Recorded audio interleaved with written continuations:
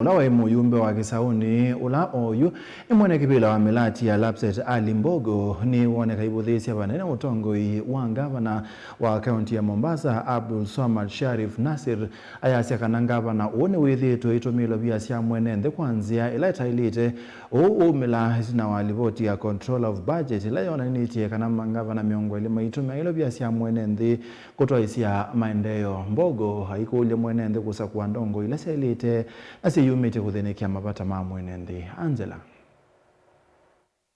Nena kavindani kala atoese kikaloki mwanya na atongo imande ni kumanyali na Kisauni Ali Mbogo ni wawetikana kaunti ya Mombasa itiitwe tina kimaendeo na maundu ni meo kwenye uichi na ngusanisyo siya idhekane kumana na utomi utailite wa ilovia siya mwenenthi. Gazeti la Taifa leo limetoa msururu wa magavana karibu 20 na ambao wameshindwa kutumia hata ndururu moja katika mambo ya maendeleo, na gavana wetu wa Mombasa yuko katika listi kama ile. Kwa hivyo sisi tunaelewa kuwa tulichagua kiongozi ambaye hana ujuzi, he's very incompetent, ambaye haelewi kuhusu mambo ya management, kuhusu mambo ya development, kuhusu mambo ya transparency, kuhusu mambo ya accountability. Nukuwetekana hiyo na ndime na ivusoesyo ya kusenza utongo na kunyuva ndongo ile ikuithiwa itume ilovia kwanzia ila siya elite. Naomba wakazi wa Mombasa, hii siasa ni maisha, na uamuzi tunaochukua kupiga kura wa dakika 5 mpaka 10 mpaka 15 unaamua maisha yetu kwa miaka 5.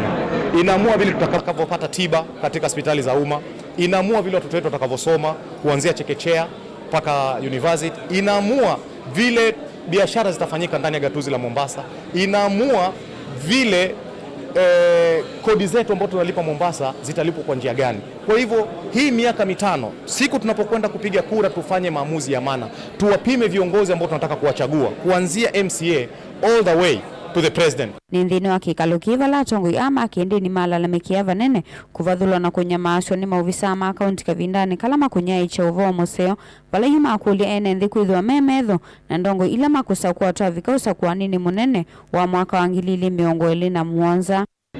Kuna mambo matatu ambayo yanaonekana wazi na yameleta changamoto sana na yameleta kama uoga hasa upande wa kanisa. Jambo la ubaguzi wa dini, ubaguzi wa rangi, na saa hii inakiuka mpaka inaenda ubaguzi wa ukabila. Na tumeona katika serikali ya sasa inclusivity na representation imefail kwa hali ya juu sana.